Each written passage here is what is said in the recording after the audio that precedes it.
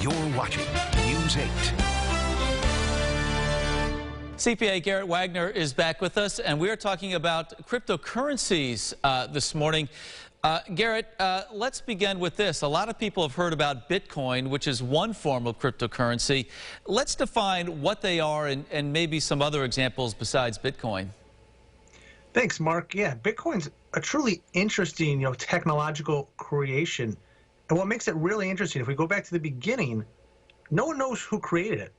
Unlike Kodak, we all know here in Rochester, George Eastman was the founder of Kodak.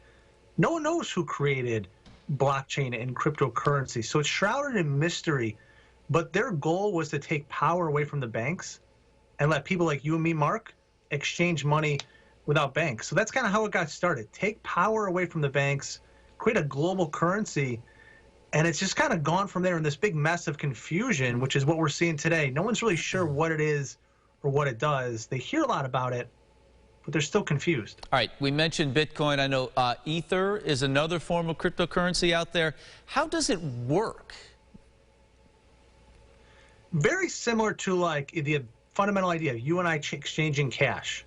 Instead of having cash in U.S. currency, we'll have cash in Bitcoin or Ether or something else, and we'll exchange that from one to another. Now, that's actually not what gets most of the use and the hype of cryptocurrency today. Most of the hype we hear about is people investing in blockchain, in Bitcoin, in Ether, more like it's a stock. And they hope that if I buy $1,000 worth of Bitcoin today, it'll be worth $5,000 tomorrow. They don't actually want to conduct transactions with it. They hope to just make a bunch of money and get out before it crashes back down. All right, so that explains some of the popularity of these cryptocurrencies. I guess the question I have is, are there any signs of mainstream acceptance where this could be something that is more prevalent as we go forward? It's been very, very slow so far. There's a couple fringe cases here or there, but it's hard. As anybody knows out there that currently lives in the United States, we're used to money. We're used to U.S. dollars. We're used to credit cards. We're used to ATM cards.